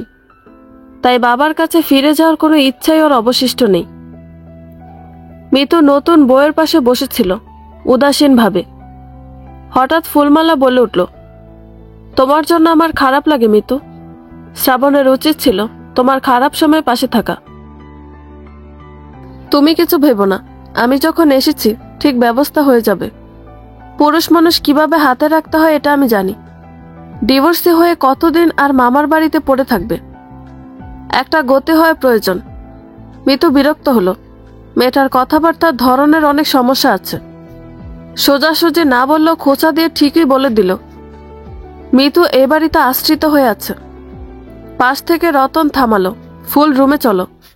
মিতুর বিষয়ে ভাবার জন্য অনেক লোক আছে। আপাতত তুমি আমাকে নিয়ে ভাবো। রতন বিয়ে করে বেশ খুশি। ভেবে নিয়েছে সংসার করে সবাইকে বুঝিয়ে দিবে। দোষ যা কিছু ছিল সবটা রাকাত ছিল। ওর বিন্দু পরিমাণে কোনো দোষ নেই। দূর থেকে ভেসে আসা গাড়ির হর্নের শব্দে আলোর জ্ঞান ফিরল। মাথা ঝিমঝিম করছে, চোখে আবছা দেখছে, ঠিকঠাক দেখতে পাচ্ছে না। হাতের বাঁধন আলগা, হয়তো খুলে দেওয়া হয়েছে। গ্যারেজ রুমের পেট্রোল পোড়া তীব্র ঝাঁঝালো গন্ধে গা গোলাচ্ছে। তেলাপোকা পায়ের আঙুলের কিছু অংশ খেয়ে নিয়েছে, তাতে জ্বালাপোড়া করছে। কি অসহনীয় বেদনা, যা কাউকে বলার মতো না। আলো দাঁড়িয়ে আবার বসে পড়ল। মাথা ঘুরছে, শরীর কাঁপছে, এক পাও সামনে এগুতে পারবে না। কিভাবে কঠিন অবস্থা থেকে মুক্তি পাবে আল্লাহ মালুম। নিশ্চয়ই শ্রাবণকে খোঁজ করছে। কামিজের বুকের কাছাকাছি ওড়না দিয়ে ঢাকা ছোট মাইক্রো ক্যামেরা চেক করে কিছুটা শান্ত হলো। এটা কিডন্যাপের আগে থেকে ওর সঙ্গে ছিল। আরাফের কিডন্যাপের আগে কিনেছিল, সেই থেকে এটা ব্যাগে রেখেছে। যখন লোকটা ওর পাশে এসে দাঁড়িয়েছিল তখনই বুঝেছিল সহজে মুক্তি নেই। কৌশলে ওটা নিজের কামিজের সঙ্গে আটকে নিয়েছিল। আলো নিশ্চিত এখান থেকে ওকে জীবিত ফিরতে দিবে না। কথাটা ভেবে ওর প্রথমে ঈশার মুখটা মনে পড়ল। বাচ্চাটাকে সুন্দর করে হাসতে শিখেছে। আর শ্রাবণ নামটা মনে হতে আলো ছটফট করে উঠল। হৃদয়ের গহীনে ওই নামটা অতি গোপনের সহিত সূক্ষ্মভাবে লিখে রেখেছে। না চাইতেও সেটা ও এড়িয়ে যেতে পারে না। মানুষটার প্রেমেও অনেক আগেই পড়েছে, শুধু বুঝতে দেয়নি। নিজের দুর্বলতা লুকিয়ে রেখেছিল। আলোর ভীষণ আফসোস হচ্ছে। লোকটার সেই সুদর্শন মুখটা হয়তো আর দেখা হবে না। তার কাছাকাছি যাওয়ার ইচ্ছা অপূর্ণ থেকে যাবে। আলোর চোখ থেকে কয়েক ফোঁটা অশ্রু গড়িয়ে পড়ল। হৃদয়ের যন্ত্রণা হাহাকার, সেটা নিয়ে হয়তো অন্তিম যাত্রায় পা বাড়াতে হবে। মানুষটার বক্ষস্থল নেত্রজলে প্লাবিত করার সৌভাগ্য ভাগ্যবিধাতা ওকে দেয়নি। কেন দিল না? কোন মহাপাপে ওকে এভাবে কষ্ট পেতে হচ্ছে? এই প্রশ্নের জবাব কে দিবে? দিনের পর দিন কিছু নোংরা চরিত্রহীন পুরুষের লোলভ দৃষ্টিতে আলোর মতো হাজারো আলো অকালে নিভে যাচ্ছে। সে খবর পৃথিবীর কয়জন রাখে? আলো ধাতস্থ হলো। নিজেকে শান্ত রাখা জরুরি। মস্তিষ্ক কাজ করছে না, এলোমেলো চিন্তা হচ্ছে। পুনরায় চেয়ার ছেড়ে উঠে দাঁড়ালো। কিছুটা দূরে টেবিলের উপরে একখানা ফোন, 2টা ইঞ্জেকশন, কিছু প্যাকেট, অচেনা সাদা পাউডারের গুঁড়া, 2 বোতল তরল ওষুধ রাখা। আলো কোনো রকমে টেবিলের কাছে এসে দাঁড়ালো। কাপা কাপা হাতে ফোনটা তুলে নিল। কপাল ভালো, লক দেওয়া নেই। কিন্তু অদ্ভুত কাণ্ড, কোনো নাম্বার মনে পড়ছে না। আলো কয়েকবার চেষ্টা করল শ্রাবণের নাম্বার মনে করার জন্য। মস্তিষ্ক শূন্য। আলো থম মেরে দাঁড়িয়ে আছে। চোখ বন্ধ করে ভেবে নিয়ে আবারও চেষ্টা করল। তারপর একটা পরিপূর্ণ নাম্বার তুলতে সক্ষম হলো। 2 বার রিং বাজার পর রিসিভ হলো। পুরুষালী কণ্ঠে। ওপাশ থেকে কেউ বলে উঠল, শ্রাবণ বলছি, কে আপনি? আলো কথা বলতে পারল না। ঘন ঘন নিঃশ্বাস ফেলে চুপচাপ ফুফিয়ে যাচ্ছে। বাকিটা আর বলতে হলো না। কানে বেজে উঠল, আলো। আলো নিজেকে শান্ত রাখো, কান্নাকাটি করো না। কিচ্ছু হবে না তোমার। আমি ঠিক তোমাকে খুঁজে নিব। শুধু বলো তোমাকে ওরা কোথায় রেখেছে, মানে আশেপাশে কি আছে, এইটুকু বলো। আমার আলো না ভীষণ সাহসী, একটু ভয় করবে না। তোমার সঙ্গে যাই হয়ে যাক আমি পাশে থাকবো। হীনমন্যতায় ভুগবে না। শুধু নিজেকে শান্ত রাখো প্লিজ। প্যানিক করবে না। শ্রাবণ এলোমেলো বকছে। কি করবে দিশাহারা অবস্থা। আলো শব্দ করে ফুঁফিয়ে উঠল, জড়ানো কণ্ঠে উত্তর দিল, ভীষণ কষ্ট হচ্ছে, প্লিজ নিয়ে যান আমাকে, আমি মরে যাব হয়তো। আপনার সঙ্গে আমার আর দেখা হবে না, ঈশাকে দেখে রাখবেন প্লিজ, রেবার মতো ওরা আমাকে মেরে ফেলবে। আমার ওপরে তোমার বিশ্বাস নেই? শ্রাবণ আলোর কলেজের কাছাকাছি ছিল, গাড়ি ঘুরিয়ে নিল। পাশে রাহিন আলোর ফোন করা নাম্বার দিয়ে লোকেশন জানার চেষ্টা করছে। শ্রাবণ পুনরায় বলল, বিশ্বাস হারিয়ে ফেলো না। শ্রাবণ মাহমুদের ব্যক্তিগত মানুষটার দিকে ওঠানো হাত আমি রাখবো না। তুমি জাস্ট শান্ত হয়ে বলো, তোমার আশেপাশে কি আছে? আলো থেমে থেমে বলল, 3টা ভেঙে যাওয়া গাড়ি, একটা সাদা রঙের নতুন গাড়ি, তাছাড়া লোহার বিভিন্ন জিনিসপত্র আর ডিজেল। হয়তো এটা পরিত্যক্ত কোনো গ্যারেজ। ভেতরে আবছা অন্ধকার। পাশের রুমে কারা জানি সারাক্ষণ কান্নাকাটি করছে। আমার মাথা ঘুরছে। আলো আরো কিছু বলতে চাইল, কিন্তু পারল না। বাইরে পায়ের আওয়াজ হচ্ছে, হয়তো কেউ ভেতরে প্রবেশ করবে। আলো তাড়াতাড়ি ফোন রেখে নাম্বার ডিলিট করে টলতে টলতে নিজের স্থানে ফিরে আসলো। অচেতন হওয়ার ভান করে চোখ বন্ধ করলো। ঠিক তখন লোকটা ভেতরে প্রবেশ করলো। একটু একটু করে আলোর পাশে এসে থামলো। মৃদু কণ্ঠে বলল, মিসেস শ্রাবণ মাহমুদ, আপনি দেখতে জব্বর সুন্দরী। কি করে বলুন তো আপনাকে নিয়ে? নিজেকে আর কতভাবে নিয়ন্ত্রণ রাখা যায় সেটাই ভাবছি। আমি সুন্দরের পূজারী। আপনার কোমল বদনখানাতে উষ্ণ স্পর্শ করতে বড্ড ইচ্ছা হচ্ছে, কিন্তু আমি নিরুপায়। সবটা কেমন এলোমেলো হয়ে যাচ্ছে। লোকটা আলোর খুব নিকটে দাঁড়িয়ে আছে। আলোর বুক ধুকপুক করছে। একটিবার লোকটার নোংরা মুখটা দেখবার বাসনা ওর মনে তীব্র হলো। তাই চোখ টেনে ঘুম ভাঙার অভিনয় করে সোজা হয়ে বসল। সম্মুখে দাঁড়িয়ে থাকা ব্যক্তির মুখে মাস্ক লাগানো আছে। আলো ভয়ে ভয়ে জিজ্ঞাসা করল, আমাকে আটকে রেখে কিসের লাভ হচ্ছে? কে আপনি? লোকটা হাসল। টেবিলের নিকট গিয়ে হাতে ইঞ্জেকশনের জন্য ওষুধ তুলে নিয়ে উত্তর দিল, আলো রানী, এভাবে হুট করে জেগে উঠবেন না। আপনার কণ্ঠ হতে উচ্চারিত প্রতিটা আওয়াজে আমি এলোমেলো আর দিশেহারা হয়ে উঠি। খেয়ে ফেলতে ইচ্ছে করে জানেন। শ্রাবণ মাহমুদের সৌভাগ্য আছে বলতে হয়, কিন্তু নিয়তি বড়ই কঠিন। ভদ্রলোকের মৃত্যুর সময় ঘনিয়ে এসেছে। আপনাকে শুধুমাত্র আর একটা রাত কষ্ট করতে হবে। আপনার ব্লাড টেস্টের রিপোর্টে ড্রাগস পজিটিভ আসা অবধি এইটুকু কষ্ট আপনাকে করতে হবে, যাতে পুলিশ ইনভেস্টিগেশনে উঠে আসে মিসেস শ্রাবণ মাহমুদ দীর্ঘদিন ধরে ড্রাগস আসক্ত। এই বিষয় নিয়ে ঝগড়া ঝামেলা করে আপনি আপনার স্বামীকে হত্যা করেছেন। বুঝলেন, প্রতিশোধ নিতে ভীষণ ভালো লাগে। আপনি যদি সেদিন চুপচাপ থাকতেন তাহলে আর এই দিন দেখতে হতো না। একটা বাইরের মেয়ের জন্য হুদায় অশান্তি ডেকে আনলেন। আপনার জন্য কষ্ট হচ্ছে।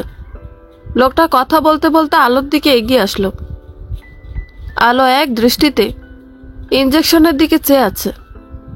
গলা বুক শুকিয়ে আসছে। 2টা দিন পেটে দানা পানি পড়েনি। গতকাল সকালে সামান্য নাস্তা করেছিল। আলো ফিসফিস করে বলল, পিপাসা পেয়েছে, একটু পানি দিবেন? লোকটা নিজের কাজে ব্যস্ত।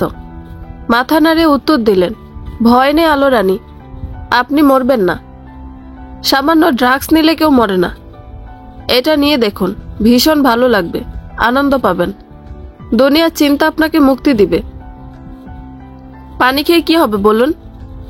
লোকটা পানি দিবে না সেটা বোঝা যাচ্ছে। আলো হতাশ হলো, কিভাবে একে আটকানো যায়। পাশের কক্ষে ওরা কাঁদছে কেন? আলোর প্রশ্ন শুনে লোকটা বিরক্ত হলো। থেমে গিয়ে উত্তর দিল, এত কৌতূহল আপনার? উফ, চুপচাপ থাকতে পারেন না দেখি। আলো কিছু বলতে পারল না। পুনরায় ইঞ্জেকশন ও ধমনীতে প্রবেশ করল।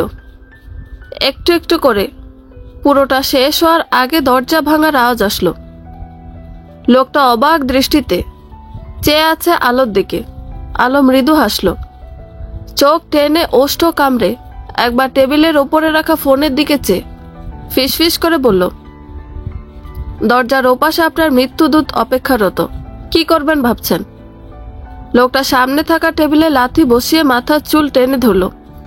বাকিটা দেখার সৌভাগ্য হলো না। আলো একটু একটু করে গভীর নিদ্রায় তলিয়ে গেল। মানুষের পাপের পরিমাণ যখন অতিরিক্ত হয়ে যায় তখন তার ধ্বংস অনিবার্য হয়ে পড়ে। মানুষ ক্ষণস্থায়ী প্রাণী। পৃথিবীতে এদের আগমন ঘটেছে কিছু সময়ের জন্য, অথচ পার্থিব ভোগ বিলাসে অন্ধ হয়ে এরা কত কিছু করে ফেলে। ক্ষমতা, অর্থ বা রূপের অহংকারে নিরীহ মানুষের উপর এরা অত্যাচার করে। আলোর ফোন পেয়ে লোকেশন জানতে শ্রাবণের কয়েক মিনিট লেগেছে। শহরের উত্তরে পুরাতন কালী মন্দিরের পেছনে একটা পরিত্যক্ত গ্যারেজ আছে। আলোর লোকেশন ওখানে দেখাচ্ছে। শ্রাবণ রাহিনকে নিয়ে ওখানে ছুটল। পেছনে অমি ছিল। সে স্থানীয় থানার সঙ্গে যোগাযোগ করে সবটা বলে দিল। ওদের পৌঁছাতে আধা ঘন্টা লেগেছে। গাড়ি চলছে হাওয়ার গতিতে। জোড়া পুকুরের কাছে গাড়ি থামিয়ে শ্রাবণ কারোর সঙ্গে কথা বলল না। দৌড়ে গিয়ে দরজায় লাথি বসাতে শুরু করলো। বুদ্ধি করে যে শাটার উঠাতে হবে ওইটা ভুলে গেছে। রাহিন এসে তুলল। বকুল গাছের নিচে কয়েকজন ছেলে বসেছিল। ওরা উঠে আসলো। সকলের হাতে লাঠি। শ্রাবণের হাতে কিছু নেই। কোনো রকমে দরজা খুলে ভেতরে এসে মাস্ক পরা ছেলেটার মুখ বরাবর ঘুষি বসিয়ে দিল। লোকটা ছিটকে পড়ে উঠতে পারল না। আবারও মারল। শ্রাবণ হুঙ্কার ছাড়ল। খুব কানামাছি খেলা শখ হয়েছে, তাই না? আমাকে চিনতে তোর ভুল হয়েছে। এবার ঠিকঠাক চিনবি। এমন হাল করব মরার পরেও আমাকে তুই ভুলতে পারবি না।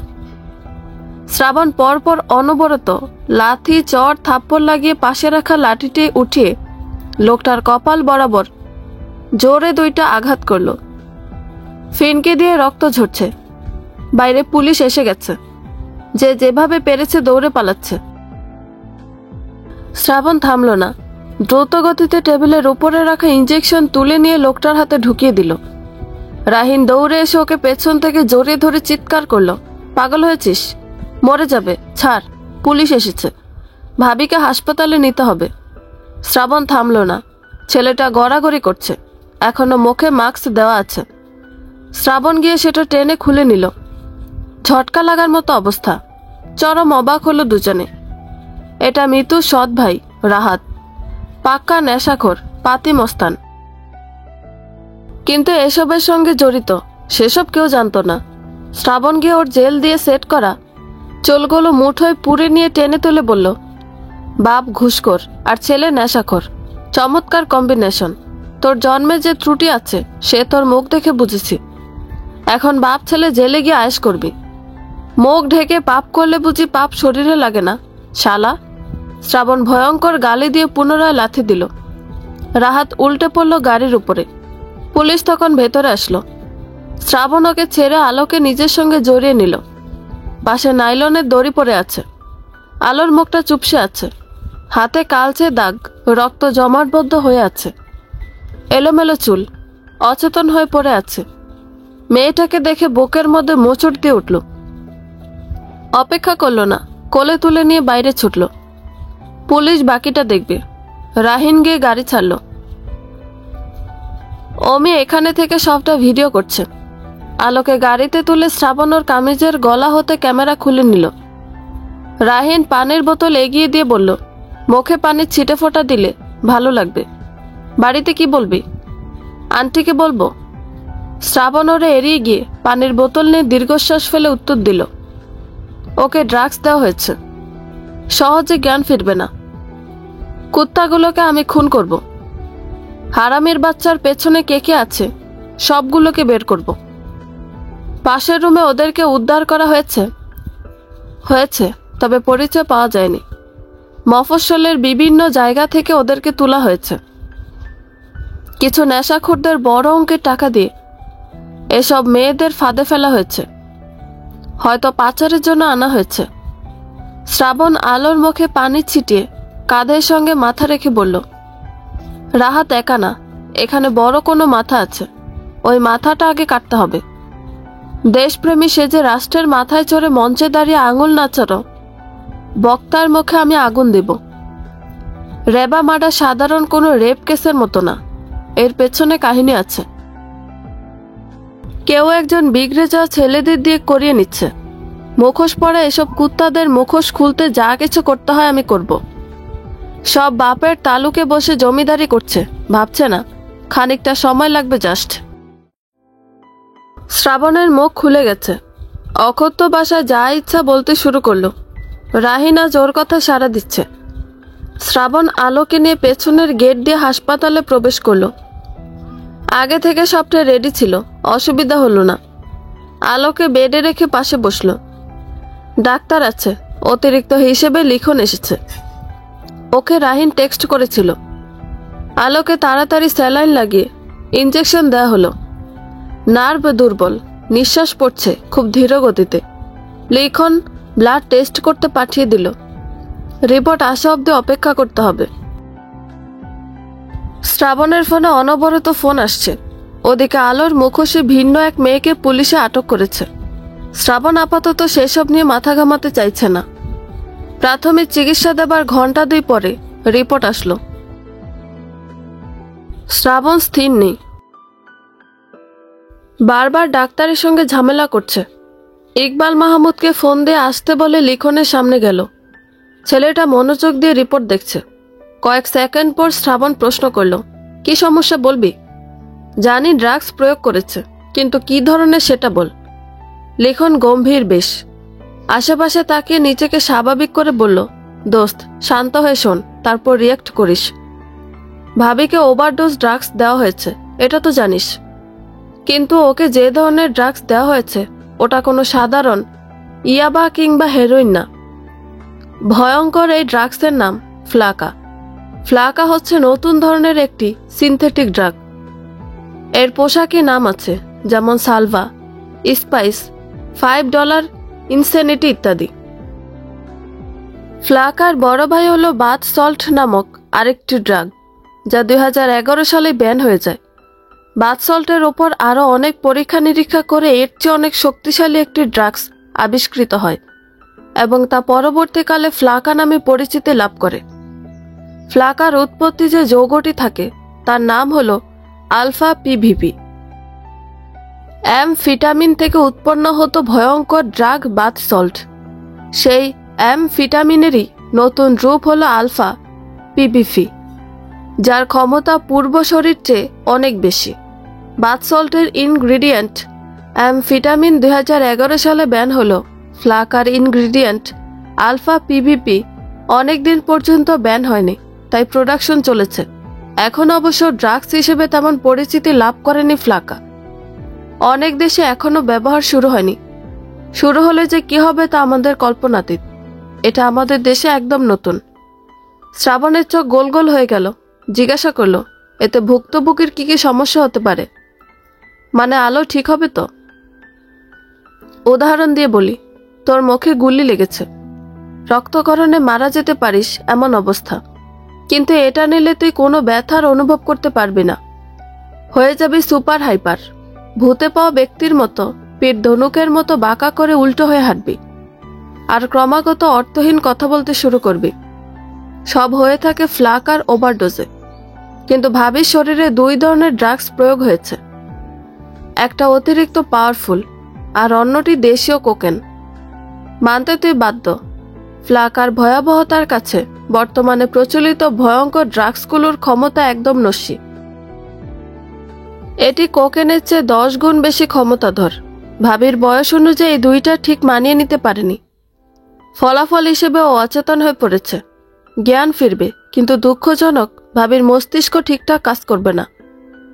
হয়তো তোকে চিনতে নাও পারে। অদ্ভুত আচরণ করবে। লাইফ রিস্ক আছে। জ্ঞান ফিরবে কতক্ষণে বলা যাচ্ছে না। অপেক্ষা ছাড়া কিছু করার নেই। কেসটা খুবই ভয়ঙ্কর। এ ধরনের ড্রাগস বাংলাদেশে কিভাবে এসেছে জানি না, তবে এর পেছনে ছোটখাটো কেউ নেই। শ্রাবণ মাথায় হাত রেখে বসে পড়ল। আলোর মুখটা ডান দিকে কাত হয়ে আছে। নিঃশ্বাসের সমস্যা হচ্ছে, তাই অক্সিজেনের ব্যবস্থা করা হচ্ছে। শ্রাবণ 2 হাতে মাথার চুলগুলো টেনে বলল, ও বাঁচবে কি এইটুকু ভরসা দে, বাকিটা আমি দেখে নিব। লিখন ওর মাথায় হাত রেখে মৃদু হেসে বলল, ইনশাল্লাহ ভাবি সুস্থ হয়ে উঠবে। জাস্ট একটু ধৈর্য ধরতে হবে। ভেঙে পড়লে চলবে না। আমরা চেষ্টা করব, বাকিটা ওর নিয়তি। শ্রাবণ তেড়ে উঠল। ওর হাতটা ঝাড়া দিয়ে ফেলে দিয়ে বলল, একদম মিথ্যা সান্ত্বনা দিতে আসবি না। আমি বাচ্চা না, আমার মেয়েটা এতিম হয়ে যাচ্ছে, অথচ আমি কিছু করতে পারছি না। শ্রাবণ উন্মাদ প্রায়। বাড়িতে ঘণ্টাখানিক আগ অব্দি জানতো না, কিন্তু কথাটা চাপা নেই। বিভিন্ন রিপোর্টার গিয়ে উল্টাপাল্টা রিপোর্ট করছে। অনলাইন অফলাইন সবখানে এখন হট টপিক আলো কিডন্যাপ। গ্রাম থেকে লোকজন এসে জুটল হাসপাতালের বারান্দায়। লিমা বেগম ঈশাকে নিয়ে ছুটে এসেছেন। পরিস্থিতি নিয়ন্ত্রণের বাইরে। রতন নতুন বউকে নিয়ে এসেছে। বাইরে বসে দুজনে খোশ মেজাজে গল্প করছে। রাহিন এদিক ওদিক দৌড়ে চলেছে। শ্রাবণ বসেছিল, হঠাৎ ওর বড় চাচি গিয়ে বলল, শ্রাবণ বাবা, আমার লাস্ট একটা কথা শোনো। দয়া করে তুমি আলোকে ত্যাগ দাও। বুঝতে পারছি মেয়েটার দোষ নেই, কিন্তু একটা দিন এভাবে পরপুরুষের নিকটে ছিল। লোকজন আর সমাজ আমাদের দিকে আঙুল উঠাবে। বাড়িতে ছোট বাচ্চারা আছে, ওদের বিয়ে দিতে হবে। লোকজন খারাপ বললে কেমন লাগবে? বাবা, ওকে ওর ভাইয়ের কাছে পাঠিয়ে দাও। শ্রাবণ শান্ত মস্তিষ্ক বেশিক্ষণ শান্ত রাখতে পারল না, তবে মেজাজ হারালো না। ওষ্ঠ কামড়ে উত্তর দিল, আপনি কি সিদ্ধান্ত নিয়েছেন আমাদের পরিবারের সব ছেলেদেরকে ডাবল বিয়ে করাবেন? সমাজ লোকজন ওসবের তোয়াক্কা শ্রাবণ করে না। সম্মান নিয়ে আর অহংকার করতে আসবেন না। আমার মাথা ঠিক নেই, আপনাকে কষ্ট দিয়ে কথা বলতে মন সাড়া দিচ্ছে না। আপনি বাড়িতে গিয়ে বিশ্রাম করুন। ভদ্রমহিলা রেগে উঠলেন, ধমক দিয়ে বললেন, তোমাকে আমি ছোট থেকে বড় করেছি। সামান্য মৃত্যুর বিয়েকে কেন্দ্র করে তুমি আমাকে অপছন্দ করতে শুরু করলে, অথচ আমি আজীবন তোমার ভালো চেয়ে এসেছি। বদনাম নিয়ে স্ত্রীর সঙ্গে কিভাবে সংসার করবে শুনি? শ্রাবণ নিরুত্তাপভাবে চেয়ে থেকে বলল, একটা অচেনা অজানা মেয়েকে বাচ্চা সহ বিয়ে করার মতো ক্ষমতা থাকলে নিজের স্ত্রীর কলঙ্ক আমি ঠিক মাথায় নিয়ে চলতে পারবো। আপনি অযথা আমাকে নিয়ে ভাবছেন। আমি আলোকে ওর ভাইয়ের কাছে পাঠিয়ে দিব, তবে সেটা আপনার জন্য না, এটা আমার নিজস্ব সিদ্ধান্ত। শ্রাবণ অপেক্ষা করল না, বেরিয়ে আসলো। ফাইজুকে ফোন করে বলে দিল আলোকে নিয়ে যাওয়ার জন্য। ঘটনার 24 ঘন্টা অতিবাহিত হয়েছে। আলোর জ্ঞান ফিরেছে, কিন্তু কাউকে চিনতে পারছে না। অদ্ভুত আচরণ করছে, নিজের শরীর নিজে খামচে ধরছে। ওকে ঘুমের ইঞ্জেকশন দেওয়া হয়েছে। ফাইজু আর বিনা বেগম এসেছে আলোকে নিয়ে যেতে। লিমা বেগম রাজি হচ্ছে না, বরং শ্রাবণকে ধমক দিলেন, আলো এখানে আমার কাছে থাকবে, আমি ওর দেখাশোনা করব। তুই কেন ওকে পাঠিয়ে দিতে চাইছিস? কি সমস্যা তোর? শ্রাবণ পাত্তা দিল না। আলোকে গাড়িতে তুলতে দিল। ঈশার কপালে চুমু দিয়ে বলল, ওকে যেতে হবে মা, অযথা ঝামেলা করো না। এখন থেকে ও ফাইজের সঙ্গে থাকবে, ওখানকার কলেজে ভর্তি হবে। ঈশাকে দেখতে ইচ্ছা হলে দেখে এসো, কিন্তু দয়া করে আলোকে এখানে ফিরিয়ে আনার চেষ্টা করো না। আমার কথার বাইরে গেলে ফল ভালো হবে না। লিমা বেগম দমে গেলেন। শ্রাবণ যখন বলেছে তখন আলোকে এখানে রাখা যাবে না। উনি সরে গেলেন। বিনা বেগম গ্রাম থেকে একজন কাজের মেয়ে নিয়ে এসেছেন। আলোকে ঢাকা মেডিকেলে কিছুদিন রাখতে হবে, তারপর বাসায় নিয়ে যাবেন। শ্রাবণ আজ কঠোর, কারো দিকে তাকানোর সময় নেই। আলোকে তাড়াতাড়ি গাড়িতে তুলে দিয়ে কেবিনের নির্জন কক্ষের দরজা বন্ধ করল।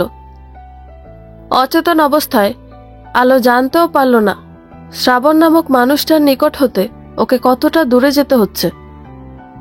কখন আর স্বামীর গৃহে ফিরতে পারবে কি, ওটাও অজানা। ফাইজুকে সরকারি কোয়ার্টার দেওয়া হয়েছে, আলো সেখানে থাকবে। গাড়ির প্রধান গেট হতে বেরিয়ে যেতে অন্য একটা গাড়ি এসে ভেতরে প্রবেশ করলো। গ্রাম থেকে মিতু এসেছে। নিকটস্থ শপিং মলে একটা দোকান ভাড়া নিয়েছে। সেখানে ফ্যাশন হাউস তৈরির কাজকর্ম চলছে। আজ থেকে ও এখানে থাকবে, সেটা শ্রাবণের বড় চাচি ইকবাল মাহমুদের থেকে অনুমতি চেয়ে নিয়েছেন। সবটা যেন এলোমেলো হয়ে গেল, কেউ কারো স্থানে নেই। শহর জুড়ে অন্ধকার বিরাজ করছে। আলো নিভৃতে বসেছে, যে যার মতো স্বার্থের পেছনে ছুটে চলেছে। বন্ধুরা, গল্পটি ভালো লেগে থাকলে একটা লাইক করে দিবেন এবং গল্প সম্পর্কে কোনো মতামত জানানোর থাকলে কমেন্ট করতে পারেন। গল্পের বাকি অংশ শোনার জন্য চ্যানেলটি সাবস্ক্রাইব করে পাশেই থাকবেন। ধন্যবাদ সবাইকে, ভালো থাকবেন।